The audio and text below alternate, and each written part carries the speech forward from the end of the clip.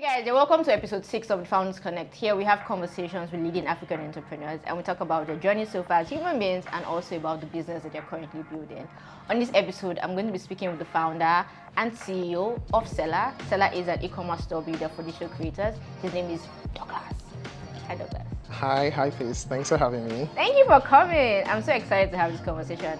I sold my last ebook on Sellar, so I totally fell in love with the product, and I'm like, I want to have a conversation with who built this platform. Thanks. I love that. Welcome to my YouTube channel. I am ITimi, a change maker, professional, and creative who is passionate about growing people and growing businesses. Like, comment, subscribe to my channel, and please always share my videos. It promises to always be impactful and insightful. Hi Douglas. Hi Peace. How are you? So I'm fine, first of all. You are kind of like incognito on the internet. I know that Sellar has social media presence and I've tried stalking you, but you're just nowhere to be found. See, except on LinkedIn, right? Yeah. Where you do the whole professional stuff. So tell us a bit about Douglas outside of LinkedIn, Douglas outside of Sellar. Like, who are you? What do you do? Where did you come from? So you should have sent me questions before time. I could have crafted the perfect fake response to this. I want the real one. Okay.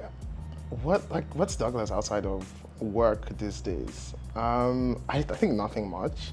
I used to be like someone that watches like a lot of series, but I've stopped. I don't know why. I blame Netflix. They've given you like 4 episodes of shows. Nothing's good anymore. I just like, nah, I'm not trying anymore. Shows used to be good. 20-something episodes. Waste your life. So now you're just like, it's all about the work, make the money. When you say it like that, it sounds serious. But yeah, I think right now I do a lot of work. And I guess a lot of sleeping, sadly.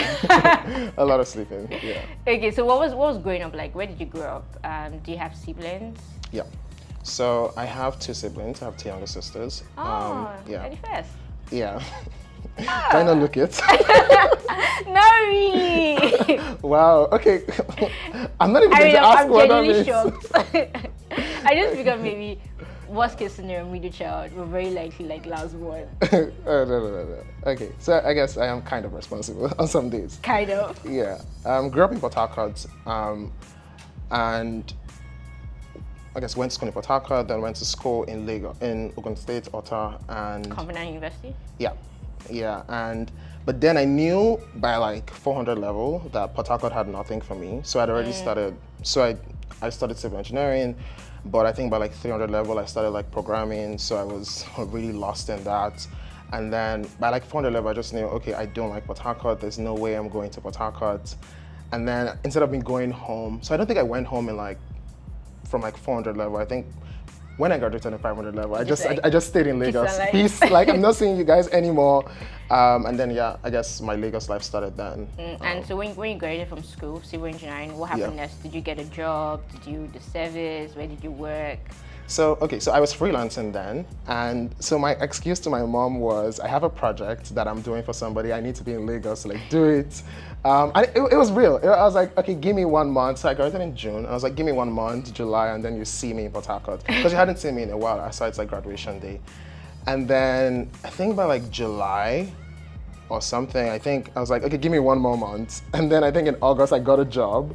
And then I was like, okay, never coming back. And then I think by like October I got an apartment, and yeah, Port Harcourt was like history. Lagos living. Lagos living. Where did you get your first job? Paystack. Oh, how long did you spend? How was it like, software engineer? No, so I started as a technical support person. So really responsible because Paystack was really new at the time, and I was part of the people like building like integrations for people, helping people get set up and integrated, all of those things. That was really fun, especially at the time. Yeah, I was there for like 10 or 11 months. Why are you smiling? No, because like when I talk about like, I just remember like, I guess applying for jobs like after, and it's like, oh, your job says that you barely spend 1 year at different places. And that just like crossed my mind again. Okay, yeah, but like roughly 10 or 11 months. Yeah, and so after Paystack, I know you worked at Flutterwave at some point. Yeah. Did that happen almost immediately after Paystack? Or yeah. What was it? So it was like, left Paystack, and then I think 3 months after, then I started working at Flutterwave. Oh, so what happened in that 3 months? Quarter life crisis. What was I doing? So you quit Paystack to just like deal with life. Yeah, it was more of that. Yeah, so quit to just like figure out what I wanted to do in my life. And then I think after like 1 month, I was like, okay, job business is not for me. I love money, so no.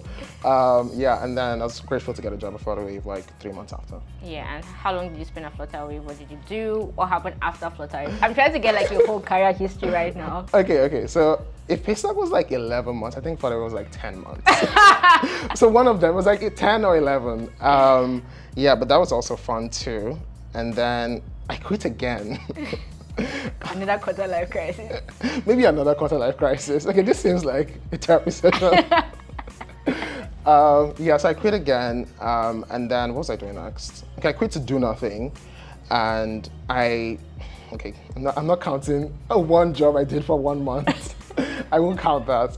But then I got a job at an investment firm in the UAE. So, but I was in Nigeria till I think about December. So you're working remotely? Yeah, so I was working remotely for like 3 months, and then that was my next job, and then I was there for 10 months, 9 No. months. So, like at that point in my life, I was like, no matter what happens in life, I'm giving these guys 1 year plus. So I was there for I think 1 year, 2 months, and then I got another job working at Dapi. They are like a payments company. They do, they're like Plaid for the Middle East. Yeah, so that was also fun because I also got to really explore that space. Yeah, and then I think I was at Dapi for I think a year plus 2. So you finally crushed that threshold twice. I crushed the threshold twice, yeah. So give me my award. So by I think January this year was when I decided to quit to do Sellar full time. Yeah. So at Dapi and the first company in UAE, were you a software engineer, or did you continue as a technical support? So from Flutterwave, I was a software engineer. Oh. So I was building. So at Flutterwave, that was like maybe 2018, I think, or 2017. So I rebuilt Bata for like both like the consumer app and then the corporate. There was a whole corporate arm, so that was fun too. And then I guess post that, it was mostly building like software products and all that. So you spent like 2.5 years or 2 years plus in UAE. What was the experience like? And then why did you come back? Like, why are you here? Hopefully I'm not here for long, but it was fun. I think it was just nice to be in a place that just had peace. I think, but I think I sucked at it because I'm not like the going out type. So I didn't know there was a beach close to my house until like 1 year after. Then I didn't really go anywhere. I don't think I went to Burj Khalifa. I did go to the mall to buy things, but yeah, I didn't really explore Dubai. Wait, you stayed in Dubai for like 2 years plus. And you never went to Burj Khalifa? No, I didn't. And the mall is just probably maybe once or twice? No, a couple of times. There were nice spots. And then the irony of things was I was in Dubai for like a year plus, and then when Michelle a friend of ours came to the UAE, that was when we went to the Louvre in Abu Dhabi for the first time. However, when I moved to Abu Dhabi, I was like 15 minutes from the Louvre. And you never went. And I never went. Okay, so one of the things we're taking away from this piece of the conversation is you're very indoorsy. Yeah, I guess so. Yes. Yeah, so you enjoy Lagos if you're here for a while, because just stay in your house, no traveling. I'm actually having a good time. Worry. I think that's the annoying thing. Like, I'm actually enjoying like Lagos, and I'm like, okay, this doesn't feel right. Like something will soon change. Yeah, but I'm actually having a good time. Amazing. So at what point in between your career from Paystack to Flutterwave to the companies in Dubai, did Sellar start? Okay, so Sellar started while I was at Paystack. Oh, yeah. So like literally almost at the beginning of your career. Yeah, actually just at the beginning, yeah. Because I think we had been getting a lot of tickets from individuals at the time that were trying to sell ebooks. So, and at the time they couldn't serve like individuals because it was only like businesses, which has changed now, of course. So I'd reach out to a couple friends of mine, like, hey guys, I see this a lot. I mean, I think I'd spoken to the guys at Paystack too, but they just couldn't serve them because of the business thing. And so I reached out to my friends, hey, let's build like a mini like MVP just to see how this goes. And so we built something like maybe 3 weeks or so.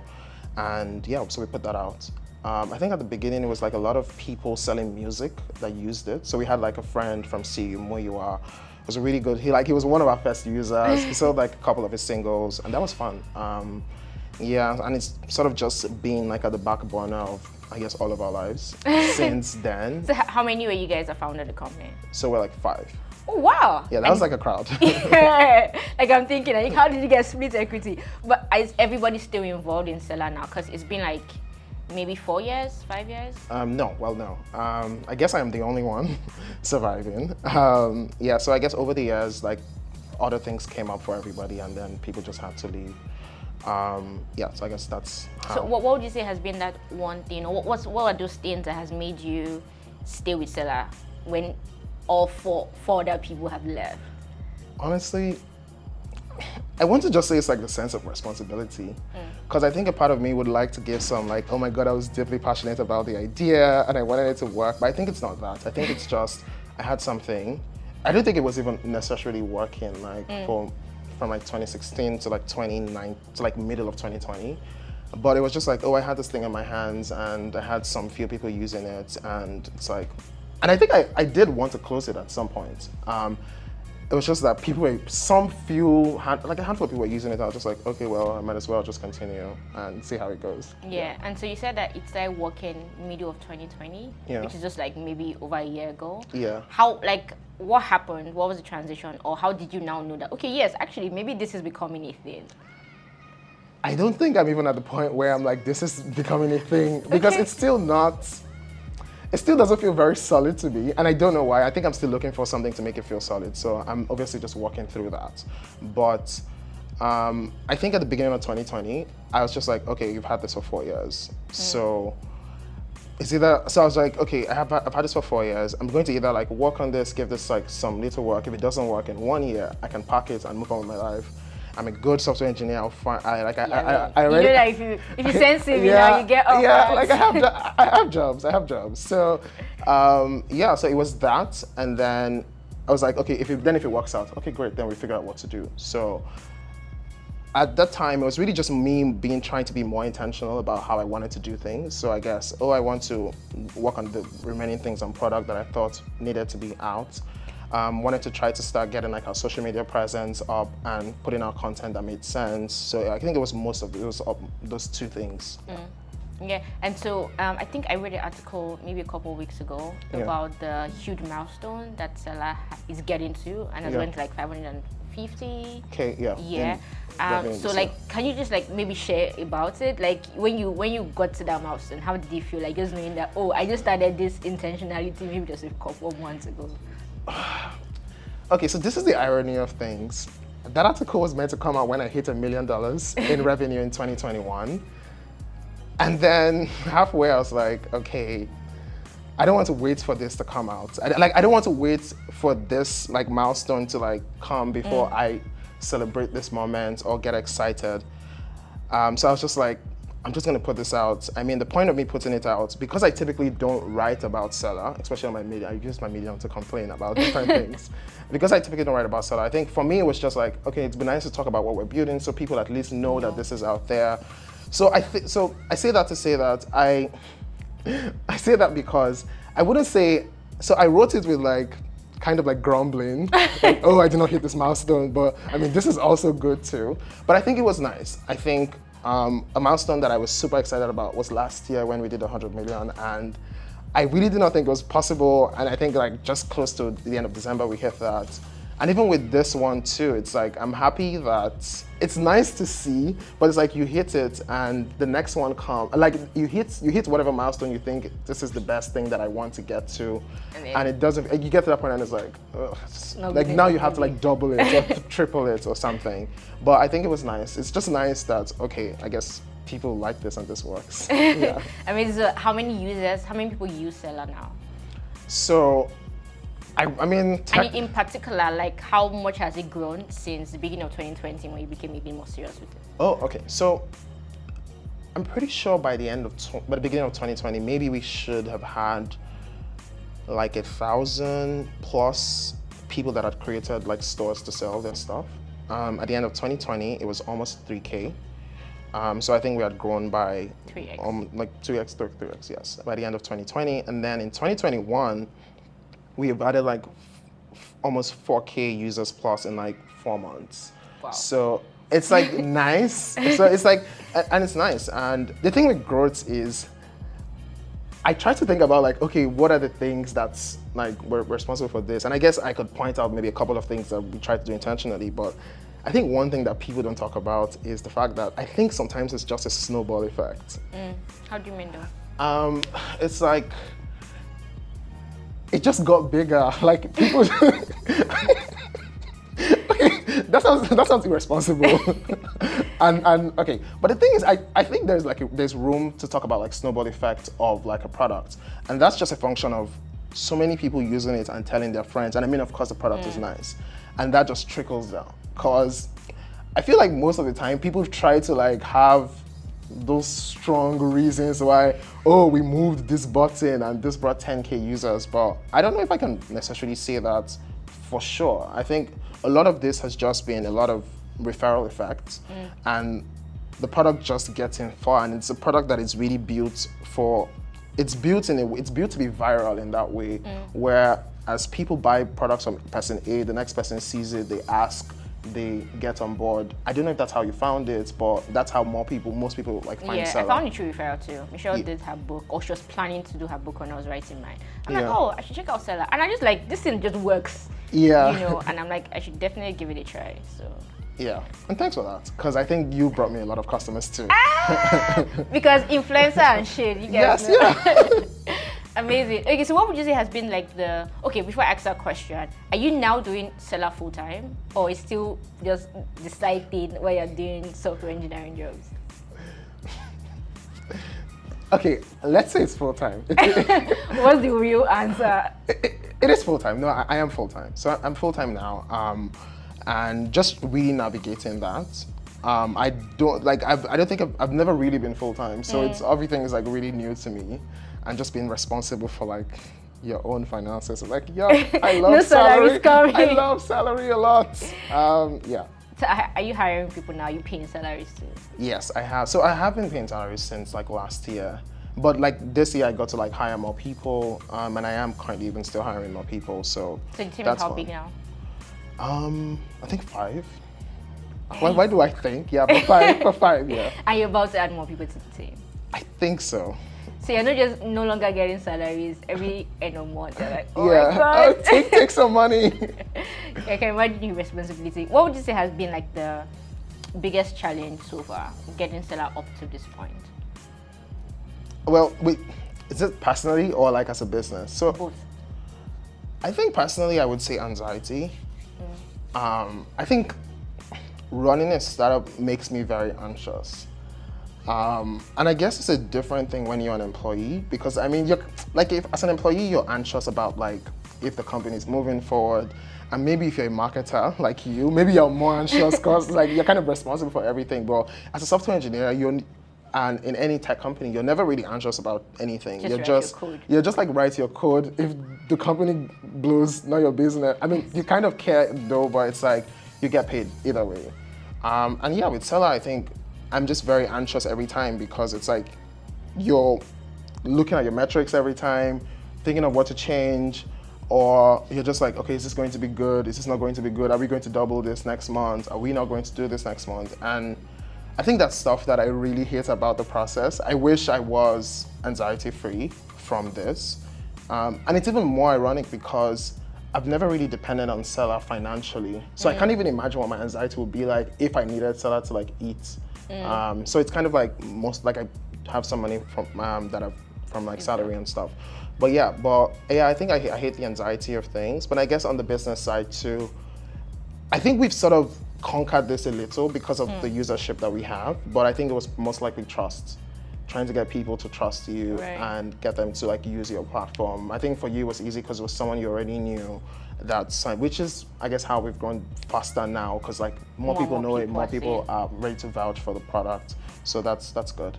What would you say are like your product values? I mean, you talk a lot about how the product is just built for people and it works. Like, how do you spend a few hours every week when you're still working for other people and just still building a product that just effortlessly works? Like, what's the thinking or the decision making or the values behind it? Okay. Not to sound patronizing, but I think Paystack is a very good model for products that work. I think working there, and working with people that kind of care about it being easy for the user. And the good thing is I was very lucky enough that was my first like working experience. So I kind of had a good example of what good looks like. I think when people kind of are working their career, I think it's important for them to hopefully work at a good company that shows them like what is good. Because people have a false sense of what is good and they carry that like all through their career and just keep doing rubbish. So I had a good sense of how easy I wanted it to be for users. I think I'd seen a good model of what that looks like. And I mean, more companies today are also just trying to make things easy. And having that sense of what I wanted to do and how easy I wanted to make it work, so I guess that influenced like every other part of the product that we built. So whether it's like international stuff or like just how you upload stuff, it was just it's the mental model of I know I have a good sense of how good I want to make things for people. And I don't know if that's like the sufficient answer. Yeah, but actually it makes sense, because if you care enough about the users and care about them just having something that works, then by default, unconsciously, you're going to be thinking about all the ways it can make your lives easier, and then that shows like in a product. What was your favorite thing about building Sellar so far? I mean, we've talked about the challenges, so what's been like the favorite thing? Okay, I mean, I kind of like seeing people grow. I think I've talked about this before, I'm not sure, but it's like, I know a creator that used to sell like $10 ebooks in maybe like 2017, 2018. And I think in 2020, she sold like $1,500 coaching service to people like in the US. And I'm like, yes, go. Yes, give us everything. And stuff like that is always very nice to see. I think I love seeing like people go from like selling 10 ebooks to like 100. And people also, and it's also nice to see people charging their what. Yeah, like I've seen a product of like 3 million and I'm like, who's going to buy that? And people pay for that. Oh, okay. And I've also seen an ebook of 50K and I'm like, girl, like, I want to do this. Go for it. But yeah, and people pay for that, and it's nice to see that, because people have the assumption that like content, like people can't sell content and make a lot of money, and every day like I see that, and I'm like, oh yeah, I like that. Yeah. What kind of people use Sellar? I guess everybody across the spectrum. I think when I think of where I would like Sellar to be, I think I like it to be like YouTube, how anybody can be a YouTuber today. A celebrity can be a YouTuber today. Someone that wakes up and picks up a camera can just be a YouTuber today, and they can grow to 10 million subscribers, really sing. And I guess that's how I see digital products getting, where anybody can start and just do anything. So I guess people that use Sellar today are people that just want to write an ebook, people that are established coaches that have thousands of clients, trainers that are teaching people how to do things, and people that also just want to expand globally. So I guess people across the spectrum. So you have people selling like music or ebooks for $500 or less, and you have people selling services of $1,000 to $1,000, $6,000 plus. Yeah, and it's like nice. It's literally like, across the spectrum. Yeah, it's really across the spectrum. Yeah, because my own personal bias, when I think about Sellar before now, I used to just like, okay, maybe it's just like $500 per product max. But now just knowing that anybody can use Sellar. You don't have to be like someone who's just starting off in the creator economy. You can be like very established and just need like a better platform. And Sellar still works. That's amazing. What would you say is the most pivotal personal experience you've had? With work or like just car? Just generally. Oh, I think it was when I decided that I don't want to worry about anything again. Oh, okay. So I think that was maybe 2019. And I sort of just lived my life in a way where you set goals. Well, I don't really set goals, but I'm really not a goal person, but it's like you say you want to do X thing and then you get it done. And then you kind of, before you have time to celebrate that, you just make another one, and then you start striving for that, and so you never really get the time to appreciate what has come, and you also just get, I mean, for me it was making me miserable. I think I was very unhappy with how I was always just looking forward to the next big thing. And so it was kind of like a switch that flipped. I'm not sure it was very overnight, but it was me just being intentional, saying, okay, you know what? I'm not striving for anything new. I'm fine. I am satisfied and I'm content. And anything that is stressing me, I'm going to cut it off. And so that really changed a lot for me because I just stopped doing things. Like while I was working on Sellar, I was working on another like side project that I was passionate about. And in that moment, I was just like, I can't do all these things at the same time.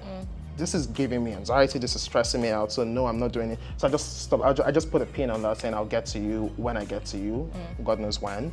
And yeah, so I just started trying to be content, anything that was going to stress me, I was just like, I'm not doing it again. How does that affect what you do at Sellar? I guess it's it shows, because maybe I seem nonchalant in some ways. I think the thing about that is that thing that drives misery is the same thing that drives growth. In a way, whether you like it or not. It's like that thing that makes you uncomfortable with everything that you have so that you can keep pushing more. It's the thing that drives growth. But I think I didn't want to get growth at the expense of my happiness anymore. So I was just like, you know what, I'm not. So I mean, it shows on Sellar, I guess, in some way, but I'm trying to be as intentional as possible. So do what needs to be done, and then anything that I can't do, I just... Well, you can't control, you can't control. Yes. I think that's it. Amazing. And is that why you've not raised yet? Because I know that you're in bootstrapping Sellar. I think I haven't raised because a part of me hates to explain myself. And raising money is like a lot of going to people, explaining yourself, and then begging and well, technically, hopefully I wouldn't have to gravel because we do have some numbers to show for it. But I think it just felt like something that I didn't want to do anymore. So I think I had planned to do that in like December 2020. I had reached out to a couple of, I reached out to at least somebody saying that, oh, I'm trying to start the process. And I think I told you guys I was working on the deck at some point. And you're just like, I'm not doing it again. I'm not doing it again, I'm tired. Yeah, and I guess it's also just good that we don't need it at this time. And so Sellar has enough revenue to cover your salaries, the staff salaries, the people that you want to pay. I still don't pay myself yet, but I would like that. I think, and the reason I don't really is just because I'm like, because I think, so this is mid 2020, and I was thinking, okay, how much do I need to pay myself? And I calculated my salary in the UAE, and I think my salary was almost like half the pay for like everybody for like 6 months. And then I was like, okay, this is, like, where do I want to start paying myself from? So I mean, I think I want to get to a point where I start paying myself, hopefully soon. Yeah, but yes, but Sellar is covering for like everything now, which is a good thing, and more. So. Amazing. Just still talking about money. When did you make your first million as a whole? Not like you saved it up. Okay, that question is tricky, because when and how? I don't know if this answer suffices, but I had gotten a new job and it was really far from my house. So I negotiated my salary already. I mean, I knew where the job was in terms of how far it was, but I mean, I was trying to just get my money and move. Then I told my boss that, hey, I don't think I want to like commute because this is like really far, stressful. And then he was like, go find an apartment and then let me know. And in my mind, I was thinking, okay, this guy's going to like give me some part of the money. And I was trying to get him to like give me like, okay, how much do you want to give me? Can you just talk? But like, it was not that. He was like, go find an apartment. And then I found an apartment. It was like maybe like 980K. And then he sent me like 1 million.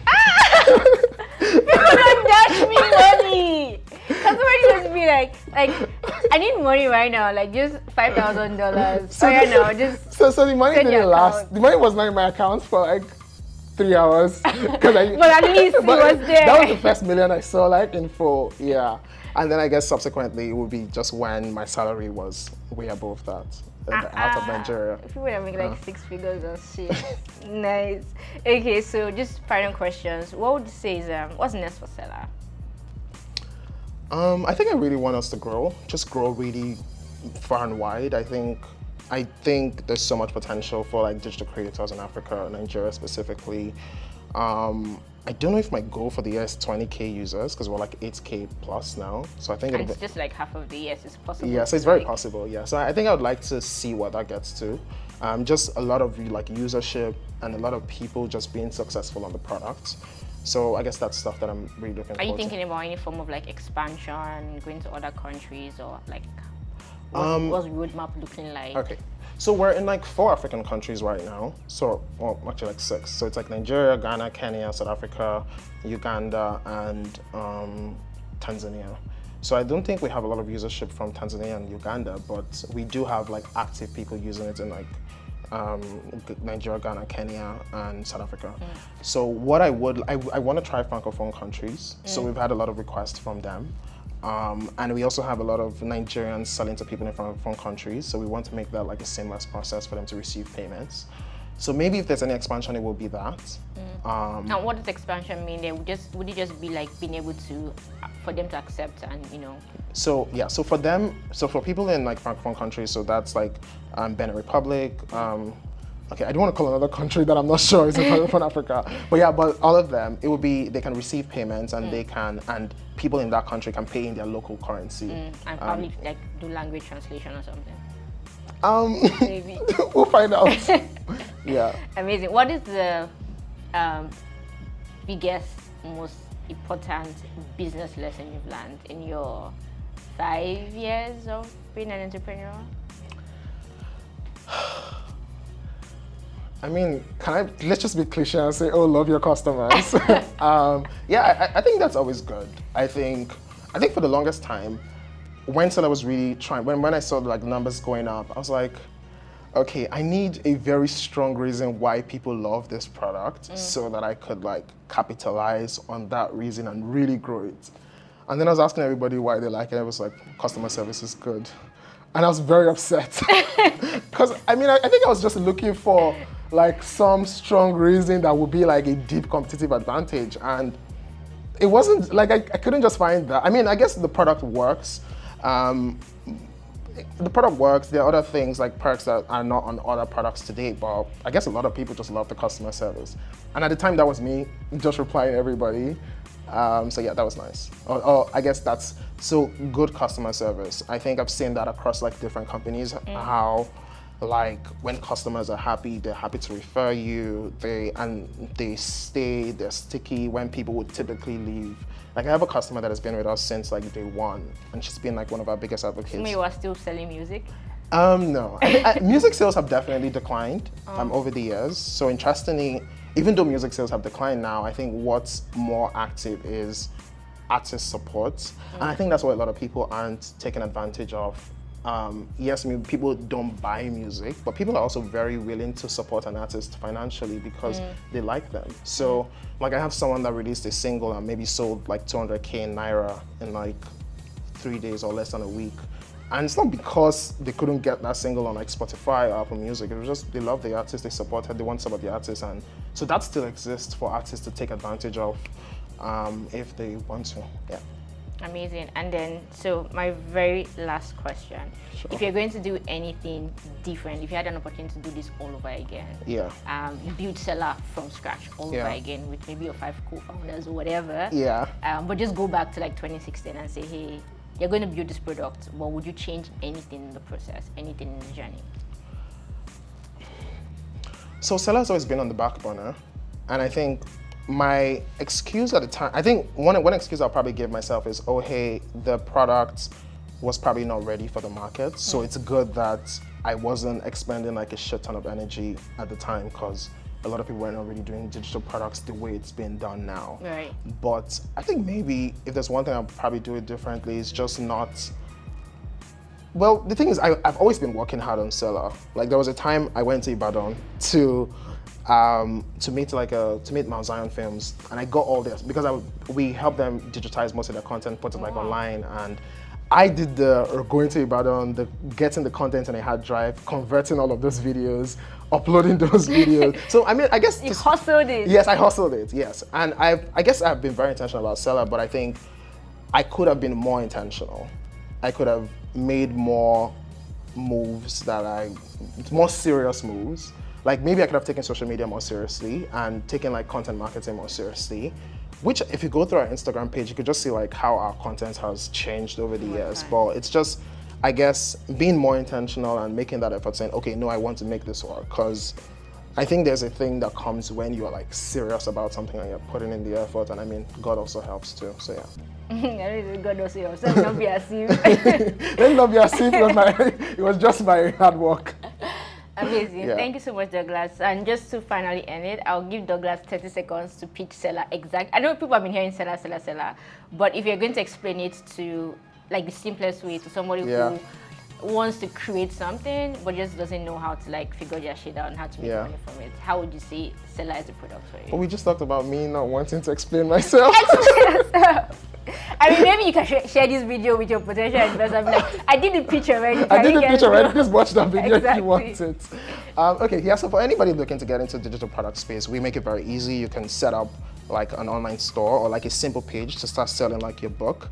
And even if you don't have the book ready, you can set up a pre-sale page where you can start collecting money while you're working on the book. And when you're ready, you simply upload the book and people get automatic notifications and they can access the book. So we do like any kind of digital products today. So we have like people selling services, we have people selling like presets. I know people sell like Photoshop presets. We have people selling ebooks, we have people selling courses, memberships. So people that charge like a monthly subscription and they just keep loading the members area with like content. That's also possible. And yeah, a bunch of things. So anything you really want to achieve in terms of like selling anything online, you can definitely create a store for that. And we also support international payments. So it makes it seamless for anybody to pay on Sellar. Yeah. Amazing. So if you want to make money and you're a digital content creator, just simply go to Sellar and they make your life easy. Yeah. Thank you so much, Douglas, for telling me your story. This was fun. Yeah, it was actually. Was this long? How long was this? I don't know. We'll find out. We'll find out. Alright guys, make sure you don't leave this channel without subscribing. The subscribe button is just down below. Also like it, also comment, also share, and of course check Sellar out. I'm going to put the link in the description below. Peace out. Thanks.